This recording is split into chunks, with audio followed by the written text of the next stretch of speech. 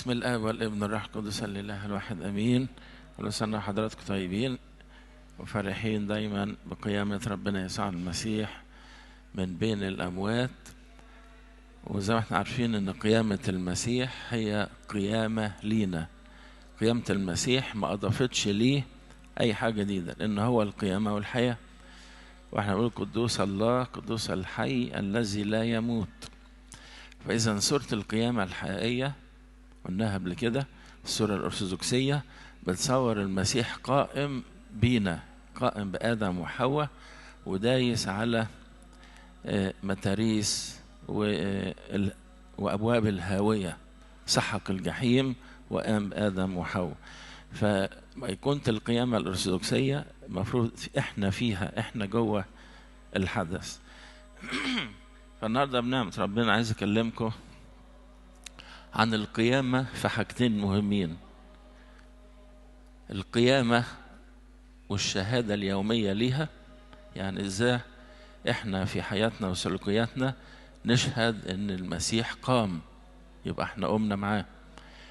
والنقطة الثانية القيامة مجد، ان المسيح القائم بقيامته هو لم يضف اليه قلت لكم اي حاجة، لا حياة ولا مجد، فهو كل صاحب الحياة وهو كل المجد، لكن اعطانا احنا مجد بقيامته. فالمفروض نحن نظهر هذا المجد ونحيا من اجل هذا المجد. النقطة الاولانية القيامة والشهادة اليومية. نسمع معلمنا بولس في كورنثوس الاولى 15 يقول: لماذا نخاطر نحن كل ساعة اني اموت كل يوم. بيخاطر يعني بيعرض نفسه للموت. وبعدين وضح قال: لماذا اموت كل يوم؟ حاربت وحوشا في افسس، فمن منفعة لي ان كان الاموات لا يقومون. يعني عايز يقول لنا ان القيامة كعقيدة لازم تبقى ظاهرة في حياتنا وسلوكياتنا اليومية، وإلا إيه فايدة القيامة؟ تبقى خملة ومجرد فكر مش أكتر من كده. فالمسيح له المجد يفرح عندما يرى عمل يديه، يرى نفوسنا قائمة وشاهدة ليه وهو ساكن فينا، شهد للمسيح الحي اللي احنا بناكله نشرب دمه، فيكون هو موضوع مشغوليتنا، بنشهد له. يعني كل شوية عايزين في كل دقيقة تمر، في كل كلمة نقولها، في كل حدث يعبر بينا. هل احنا فعلا كده؟ ولا للأسف غالبيتنا القيامة بنفتكرها ونقول خريستوس أنستي، المسيح قام، بس في فترة الخمسين تخلص ننسى كل شيء. ده نسبة كبيرة للأسف. فيبقى عقيدة القيامة خملة في حياته. فإزاي نظهر قوة القيامة كشهادة للمسيح؟ الشهادة لها طبعا كم زاوية كده نمر عليهم بسرعة ونشوف هل احنا الحاجات دي بتمر في حياتنا بنشهد فعلا المسيح القائم فينا، ولا الموضوع ده مش واضح. أول اتجاه للشهادة زي ما قال دلوقتي معلمنا بولس: الشهادة باحتمال المخاطر. يعني شفتوا شهداء ليبيا قد ايه الثبات اللي كانوا فيه، تعرضوا لأخطر حاجة. أخطر شيء هو الموت، مفيش حاجة آخر إرهاب يعني بيخوف الإنسان هو الموت. فالإنسان المؤمن بالقيامة بيتعامل مع هذه المخاطر بثقة، عارف ان بعد خطر الموت مش خلصت كده الحياة، لا، في اهم واعظم من كده، وهو يقين الخلود، حياة جديدة منحها لنا المسيح بقيامته من بين الاموات. عشان كده معلمنا بولس يعني الآمن او عنده هذا اليقين بقيامة الجسد وبالحياة الممجدة ما بعد حياة الجسد على الأرض، يقول: من أجلك نمات كل النهار. يعني مش مثلا في مناسبات ولا مرة ولا اتنين، ده كل النهار. قد حسبنا مثل غنم للذبح. من يفصلنا عن محبة المسيح؟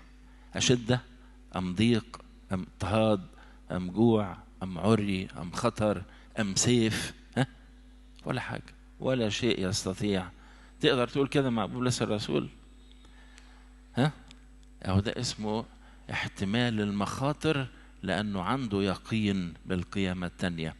فحتى في الرسالة التانية، رسالة بولس الرسول التانية لكورنثوس في إصحاح 11 ذكر لستة طويلة، قائمة طويلة جبارة عجيبة مر بيها في حياته، عبارة عن كلها مخاطر يجوز فيها بقوة ويجوز فيها بسرور وبثبات. ليه؟ عشان عنده يقين القيامة، قام مع المسيح. فنلاقيه يقول مثلا في الأتعاب أكتر وفي الضربات أوفر. إيه ده؟ وفي السجون أكتر، في الميتات مرارا كثيرة، يعني تعرض للموت مرات ملاش عدد. من اليهود 5 مرات قبلت 40 جلدة، 5 مرات يتجلد 39 جلدة. 3 مرات ضربت بالعصي، مرة رجمت، 3 مرات انكسرت بي السفينة، ليلا ونهارا قضيت في العمق، يعني اتكسر بي السفينة وفي أعماق البحر، واقف على خشبة كده لغاية ما يشوف ايه اللي هيحصل. بأسفار مرارا كثيرة، لف الكرة الأرضية في وقته، الدول المعروفة كلها.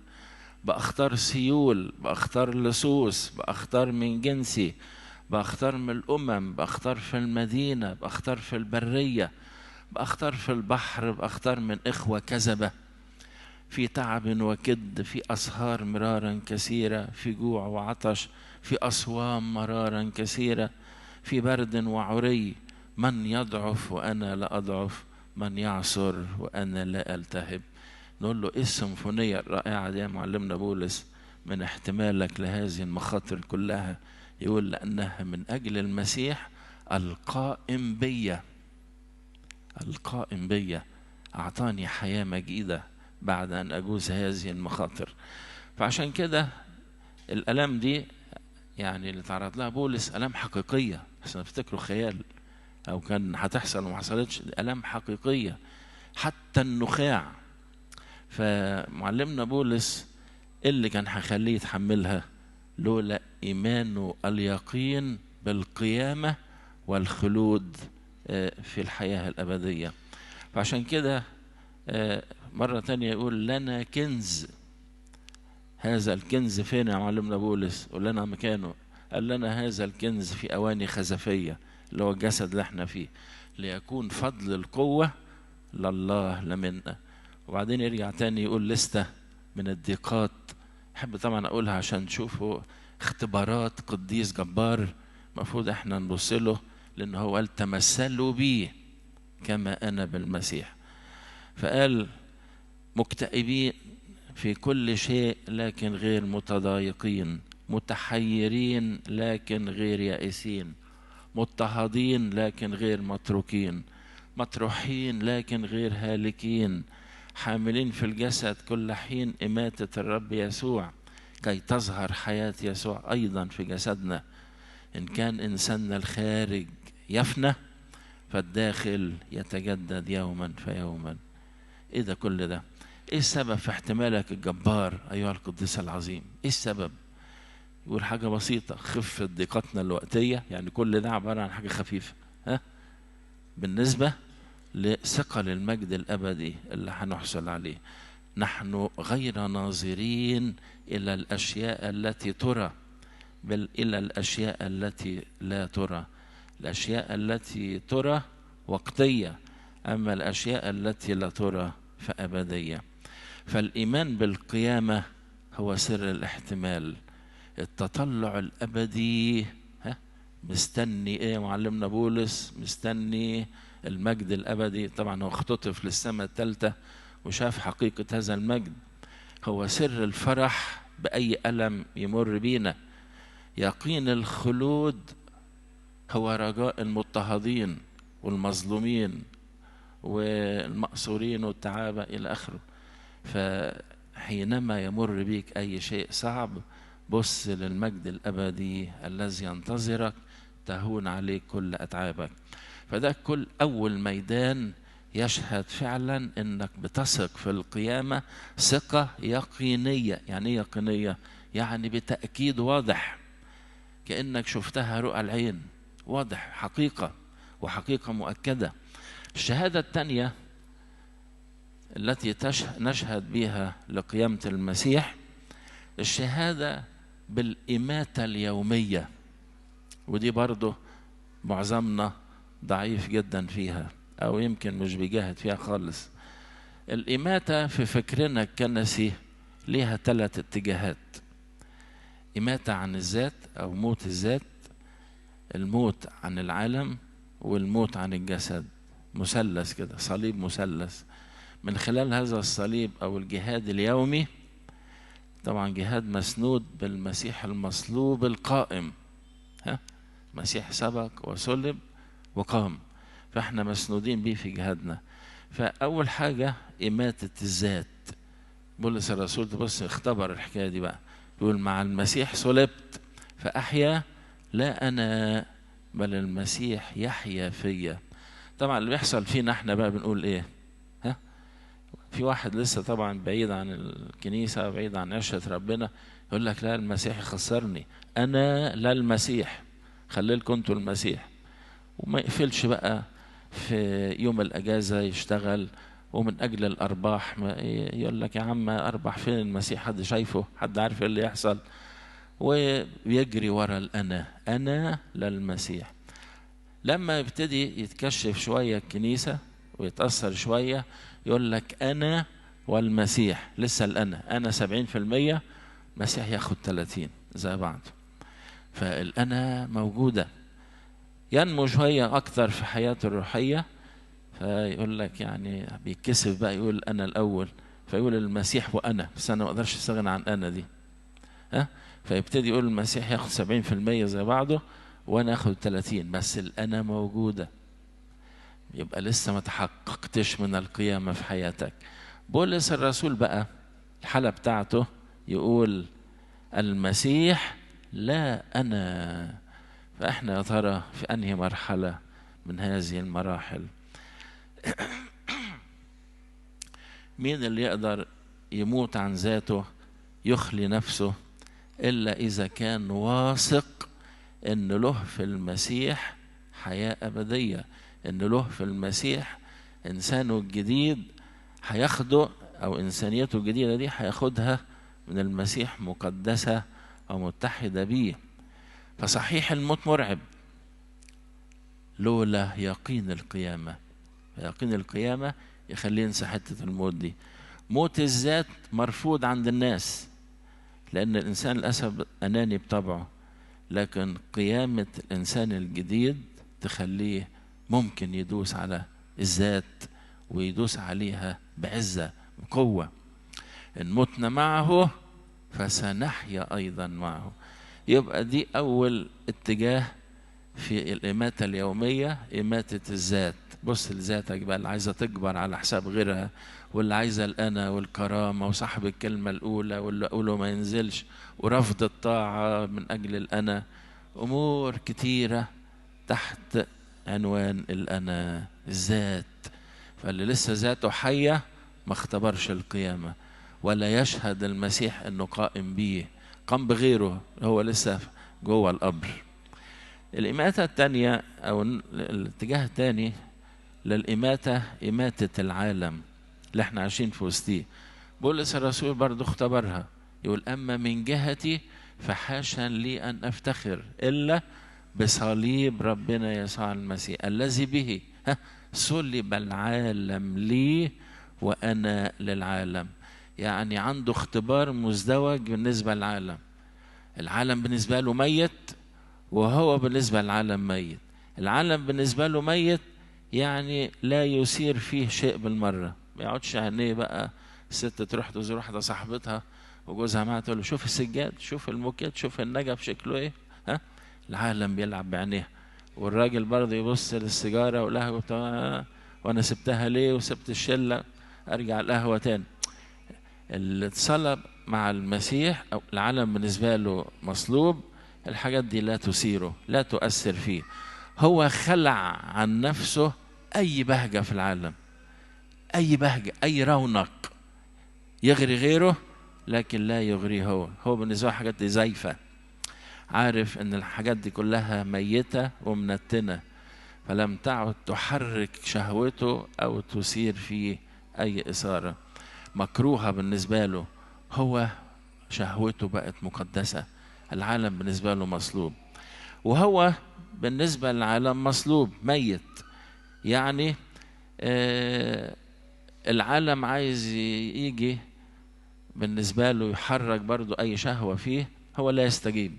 بعيد عنكم لما تيجي الواحد ميت تيجي تزق تشك فيه بالدبابيس ولا أي حركة خالص. أهو الميت بقى عن العالم مهما جات له مثيرات، زي يوسف الصديق أقصى حاجة يتعرض لها إغراءات امرأة خاطئة، ولا تحرك فيه أي شهوة، بل بقوة خلع ثوبه وهرب، وما زال محتفظ بنقائه الداخلي. هو من جوه ميت عن العالم، فالعالم لا يؤثر فيه، لا يستجيب هو لأي شيء في العالم. اختبار مزدوج وقطيعة راسخة بين المسيح القائم وبين العالم، طبعا دي من خلال صليب المسيح. فتقول لي طيب ازاي الإنسان الخاطي يقدر يتنازل عن حب العالم؟ ده حب العالم بيسبق الكل، بيشد الناس كلها وراه. جواب بسيط جدا، ان الاستعاض عن حب العالم الفاني ده بحب المسيح وحب القيامة، حب مقدس، حب خالد وأبدي، حب الملكوت، طبعا بسهولة لا يستجيب للعالم والعالم لا يؤثر فيه. عشان كده القديس موسى الأسود اللي كان فظيع في حب العالم، أكل وشرب ونجاسة وسرقة وقتل، لما دخل وجاز الموت بالصليب وقام مع المسيح بقى يقول لنا كده، يقول اذكر ملكوت السماوات كي تتحرك فيك شهوته. اذكر ملكوت السماوات كي تتحرك فيك شهوته. كلام ده اختبار بولس الرسول، كنتم قد قمتم مع المسيح فاطلبوا ما فوق حيث المسيح جالس. فده النوع الثاني من الإماتة اليومية، الأول إماتة الذات، الثاني إماتة العالم. النوع الثالث من الإماتة نجاهد فيه إماتة الجسد. يقول كده الذين هم للمسيح قد صلبوا الجسد مع الأهواء والشهوات. صلبوا الجسد مع الأهواء والشهوات، يعني عايز يقول لنا الجسد مش هو اللحم والدم اللي هتسمره، لا، أهواءه وشهواته. فالصلب هنا يقصد صلب التيار الاسم العامل في الجسم. تيار الاسم اللي بيجري جوه ده عمال يحرك، قلب مليان بالشهوات، فكر مش مقدس، التيار الخاطئ اللي جوه ده يتصلب. ده يجي ازاي؟ الجهاد الروحي المقدس الامين المستمر كل يوم ضد الخطيه، وبيجري وبيسعى بجد نحو حياه النصره زي يوسف الصديق وغيره.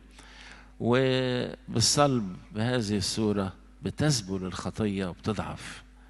لكن عايز الخطيه تضعف وتذبل دون جهاد دون صليب مش هيحصل. ولو قعدت كده 40 سنة المسيح يفضل مستني، انت مش عايز تجاهد، مش هعملها لوحدي، المسيح مش هينقيك لوحده، لابد تشترك معاه. عشان كده بنقول الحياة الروحية عبارة عن ايه؟ عمل الإنسان الضعيف زائد عمل الله المقتدر، حينئذ تقتدر، تقدر تنتصر. فأنا لوحدي ما أقدرش، والمسيح لوحده مش هيعملها، لكن يقول لك أنا وأنت، ده الجهاد والنعمة، الجهاد والنعمة. فعشان كده القديس يوحنا ذهبي الفم يقول الوجه الذي تقدس بعلامة الصليب لا ينحني للشيطان. يقول الصليب دواء الشهوة النكسة. فبالطريقة ديت نلاقي الإنسان المسيحي بيعيش طاهر بقوة الصليب، بعلامة الصليب، بنعمة المصلوب، بيقين القيامة. القيامة تخليه يتشجع، يقول أنا لما هجاهد يعني أقصى حاجة أموت في الجهاد أفضل من أنا أعيش في السكوت. بعد موت الجسد في حياة أبدية. فإذا إماتة الجسد هي صراع ضد الشر من أجل الله، من أجل أن تقتني المسيح فيك.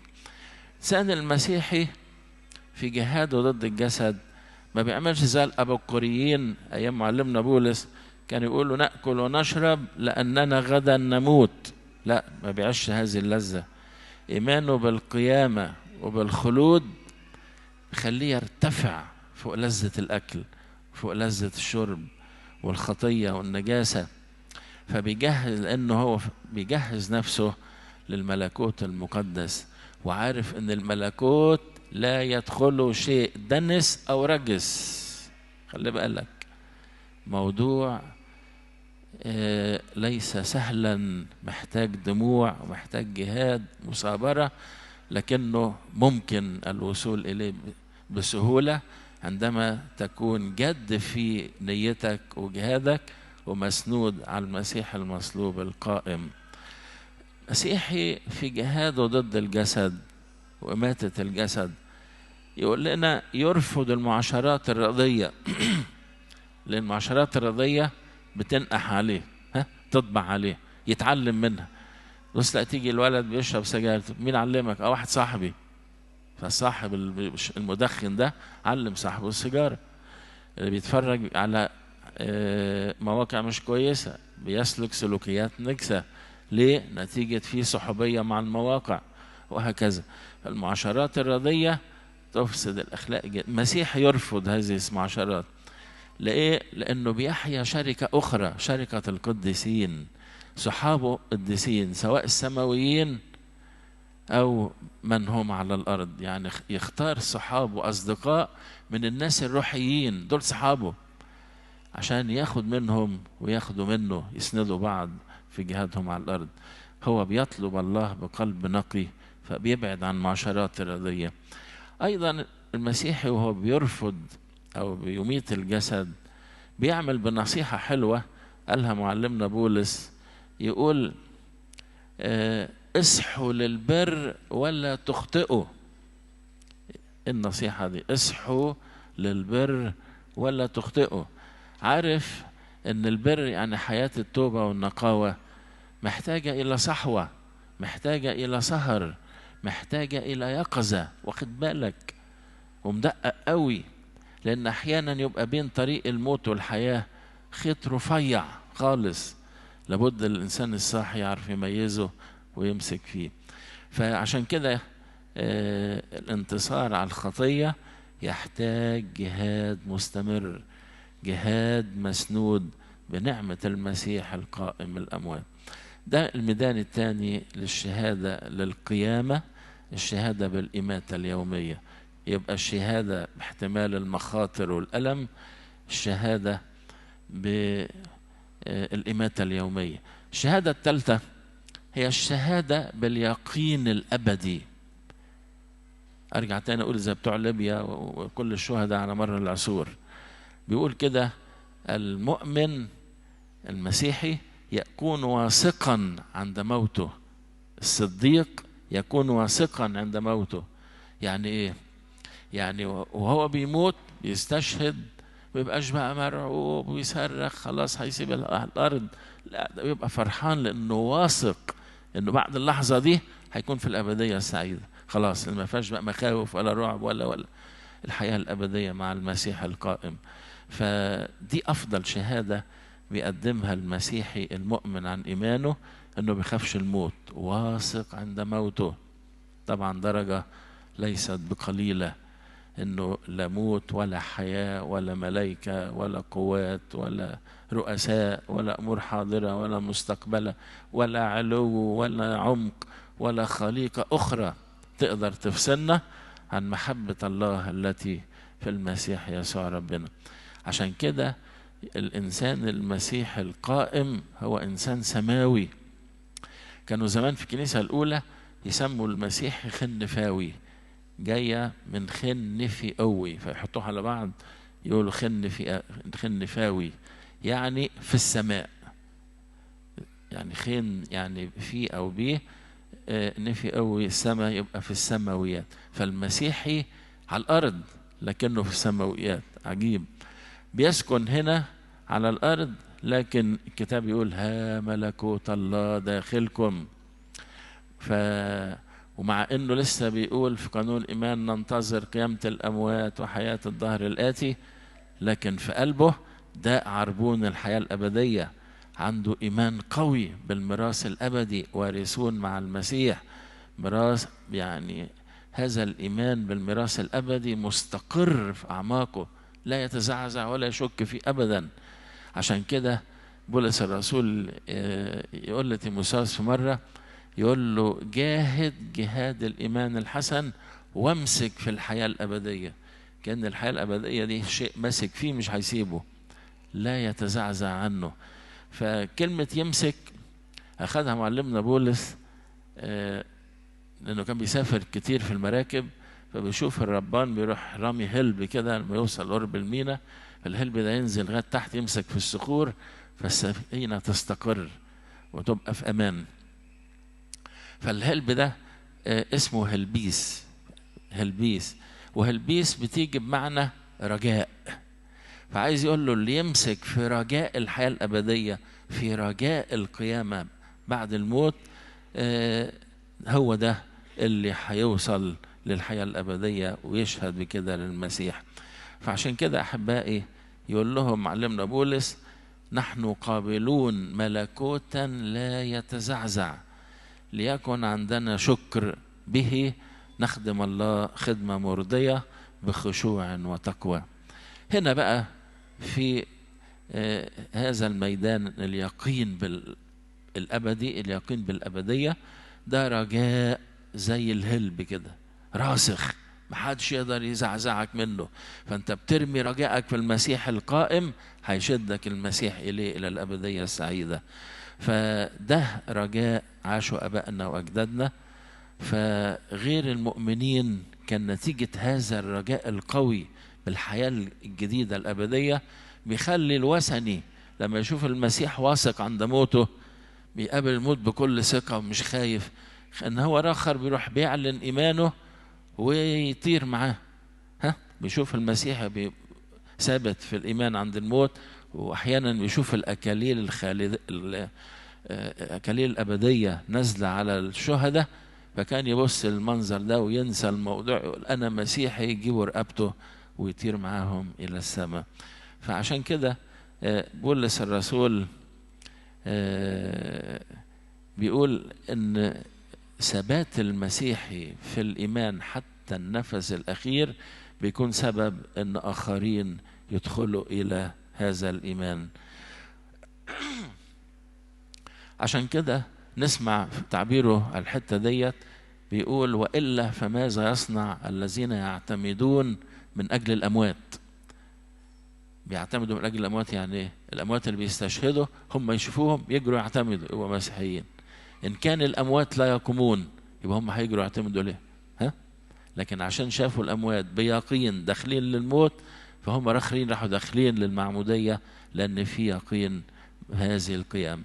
فقال إن كان الأموات لا يقومون البتة، فلماذا يعتمدون من أجل الأموات؟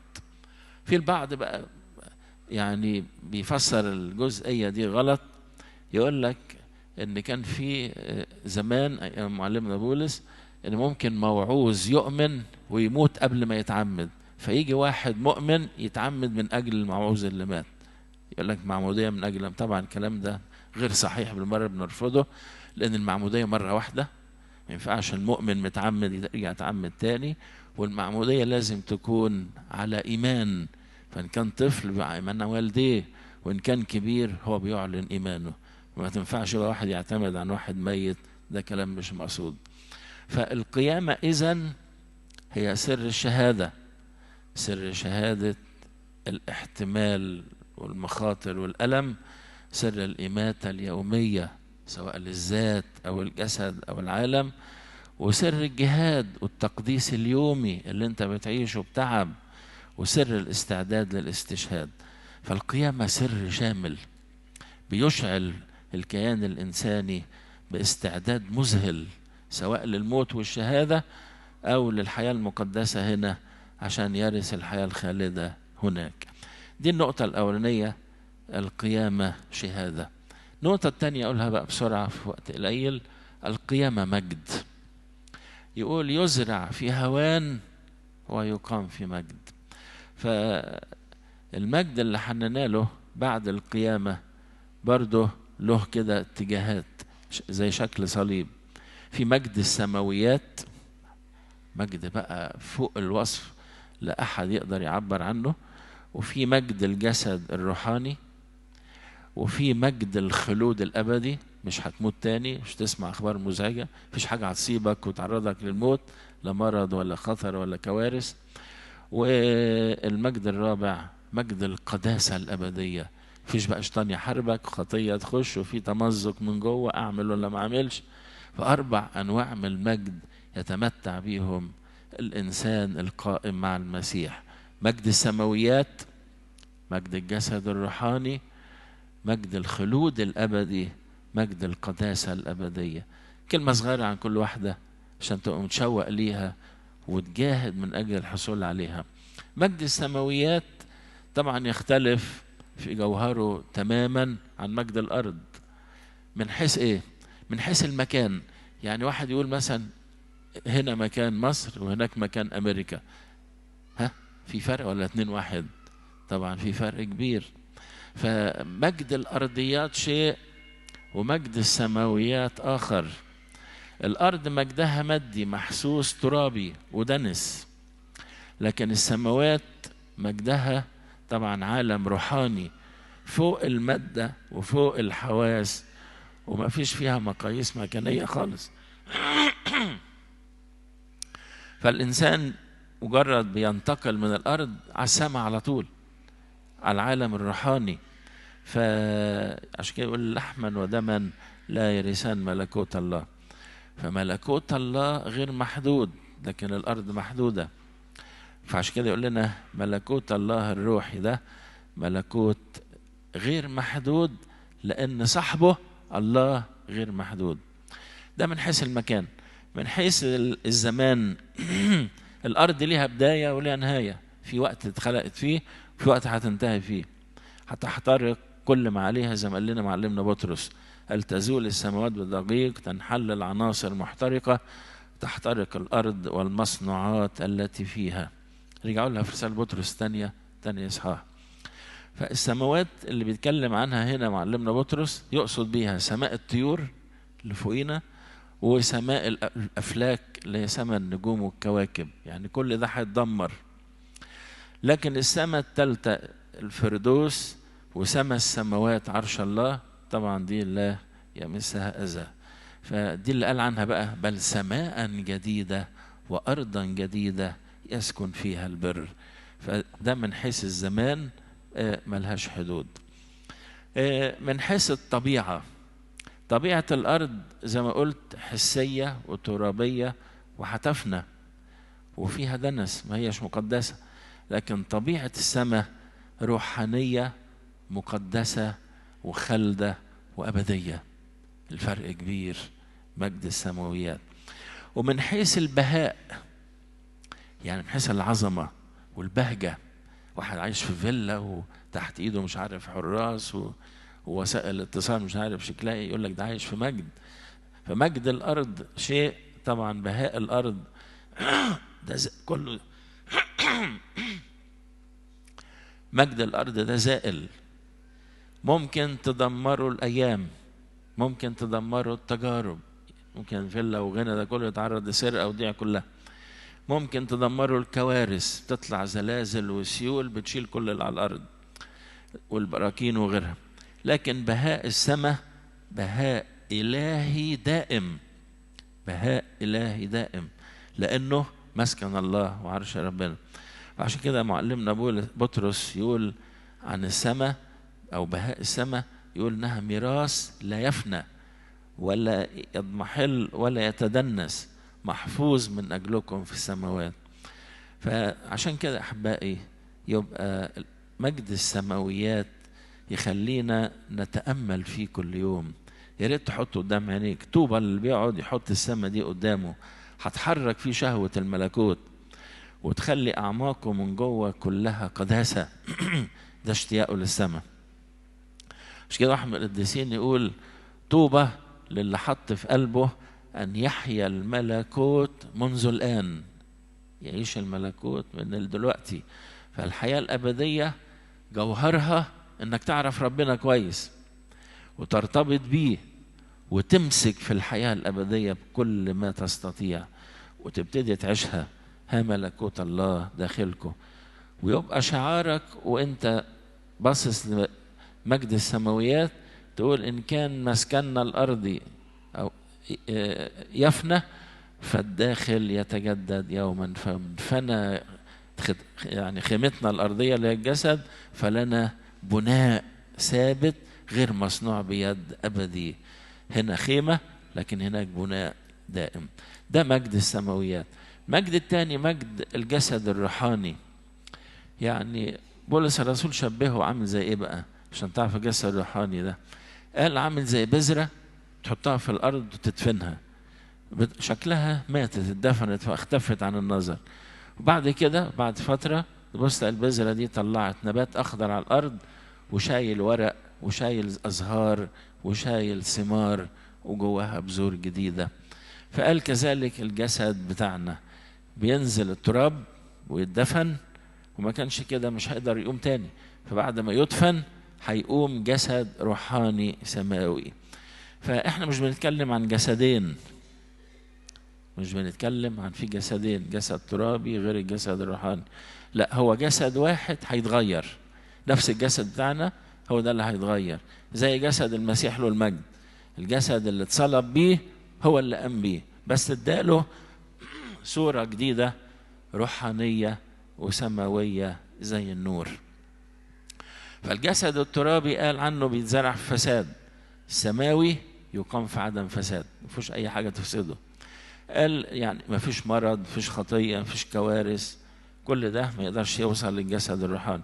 يقول على الجسد الترابي بيزرع في هوان يقام في مجد.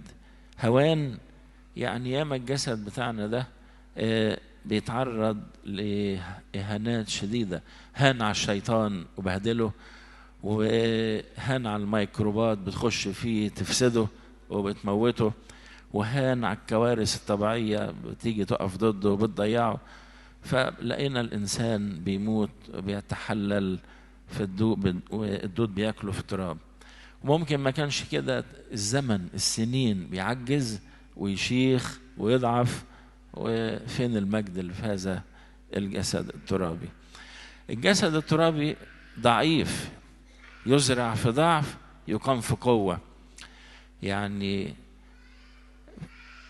ايه قوة اعظم من ان احنا نشوف الجسد النوراني ده مش محتاج لاكل ولا شرب، والمرض ما يوصلوش ولا الموت يقدر يهوب ناحيته ولا الشيطان. فالجسد النوراني ده يعني قوي ومتحد بالله ويستطيع ان يسحق الشيطان، ما يقدرش يجي ناحيته نهائي. جسد الترابي قال عليه انه حيواني، اما السماوي فروحاني. فروحاني يعني ما يبصش للامور الحيوانيه الارضيه. الجسم الروحاني بيتخلى عن كل حاجه حسيه، يعني بيشترك فيها مع الحيوانات. ده يقولوا الجسد الروحاني هيتسامى حتى على الامور اللي في الجسد مقدسه زي الزواج، السماء ما فيهاش زواج، هيتسامى على الحاجات دي. فبيدخل الى قداسه من نوع خاص تشمل كل كيانه ويترفع عن كل خطيه. مجد بينتظرك، فكر فيه، مش هتوصل له الا لما تتعب وتجاهد. فالقيامه فيها هذا المجد. فعشان كده الرسول جمع كل المجد بتاع الجسد الروحاني وقال قال كما لبسنا صورة الترابي سنلبس أيضا صورة السماوي. يعني قارن بقى أنت الجسد اللي خدناه من آدم الأول بكل الضعف اللي فيه والهوان وإلى آخره، وبين الإنسان الجسد الروحاني اللي أخدناه من آدم الثاني المسيح القائم. عشان كده بيقول سيرتنا نحن هي في السماوات التي منها ننتظر مخلصا هو الرب يسوع المسيح الذي سيغير شكل جسد تواضعنا ليكون على صورة جسد مجده. فزي ما خدنا الجسد الترابي هتاخد الجسد النوراني المسيح ظهر بيه للتلاميذ اللي احنا بنقرأ عنه في الأناجيل الأربعة. المجد الثالث بقى بسرعة، مجد الخلود الأبدي، يعني مجد السماويات ومجد الجسد الروحاني ومجد الخلود الأبدي. يعني في الأبدية مفيش حاجة اسمها موت بقى. فهنا الرسول عايز يقول لنا ان احنا لو رجعنا لنبوات الأنبياء وأقوالهم والأمور الرؤى اللي شافوها، ففي عندنا أشعياء النبي اتكلم عن القيامة. يقول ايه؟ يقول يبلع الموت إلى الأبد. ده أشعياء قبل المسيح بقرب 1000 سنة. يبلع الموت إلى الأبد ويمسح السيد الرب الدموع عن كل الوجوه. مش الكلام ده زيه في سفر الرؤيا؟ ها؟ يعني شوف هو شافه ازاي عن الخلود الأبدي بسبب المسيح القائم. وهوشع النبي برضه بروح القدس بيسموه يقول كده من يد الهاوية أفديهم، من الموت أخلصهم. أين شوكتك يا موت وأين غلبتك يا هاوية؟ تختفي الندامة عن عيني. فعشان كده أشعياء بيسموه نبي الخلاص وهوشع بيسموه نبي القيامة. عشان كده أحبائي قبل المسيح ما يخلصنا كان هذا الكلام مجرد شيء غير مفهوم. ازاي هنقوم، وازاي في حياة أبدية أخرى، وازاي حياة لا تنتهي. كل ده ظهر في المسيح لما قام من بين الأموات. فعشان كده نبوات الأنبياء تحققت بقيامة المسيح في اليوم الثالث. فعشان كده يقولوا التوبة للإنسان اللي بيتجه ناحية الخلود بكل ما فيه، يهتم بمصيره الأبدي، فيبقى كنزك هناك في السماء ويبقى في أعماق قلبك من جوه. يقولوا بخت الإنسان اللي أحب الملكوت ورب الملكوت، يكون كنزك هناك وقلبك هناك. فعشان كده الصديق واثق عند موته. ليه؟ في حياة أخرى دائمة لا تنتهي. عشان كده في آية جميلة يقول لتمت نفسي موت الأبرار ولتكن آخرتي كآخرتهم. ده النفس الأمينة اللي بتحيا شعار الجميل قاله بولس إن عشنا لرب نعيش وإن متنا فلرب نموت. آخر حاجة القيامة مجد، هو مجد القداسة الأبدية. شوكة الموت اللي قال عنها أين شوكتك يا موت، الشوكة هي الخطية، فانكسرت هذه الشوكة. فالإنسان اللي بيقوم مع المسيح بيدخل إلى عالم السمائيين، ويبقى عالم السماء ده اسمه عالم البر، يسكن البر القداسة لأن الله كل القداسة. عشان كده تسمع بطرس الرسول بقى يقول إيه؟ نظير القدوس الذي دعاكم للحياة الأبدية دي، الذي دعاكم كونوا أنتم أيضا قديسين في كل سيرة. إذا قداسة بنجاهد من أجلها وعشان نصل ليها، لأنها أساسية للملكوت. فبدون القداسة لن يرى أحد الرب. فالقداسة طريق سلكوا الآباء وطريق الملائكة والقديسين. فعشان كده أحبائي لابد دي تبقى لغتنا في الأرض عشان تبقى دي اللغة اللي نتكلم بيها في السماء. القداسة هي اللي هتعرف عليها بينا في الأبدية السعيدة. القديس يوحنا لما اختطف عشان يشوف الرؤية الأبدية عرف القديسين ازاي؟ قال رأيت صفوف المفديين يلبسون ثيابا بيضا، رمز للطهارة والنقاوة اللي بدونها زي ما قلنا مش هنقدر نشوف السماء. وشافهم تحت المذبح قال اعطوا ثيابا بيضا وقيل لهم أن يستريحوا زمانا يسيرا حتى يكمل العبيد رفقائهم وإخوتهم العاتدين أن يقتلوا مثلهم. ده عالم القداسة، ده عالم الطهارة، واللي دخلوا ليه هؤلاء القديسين ولبسوا الثياب البيض. إذن أحبائي هذه هي أمجاد القيامة: مجد السماويات، مجد الجسد الروحاني، مجد الخلود الأبدي، مجد القداسة الأبدية.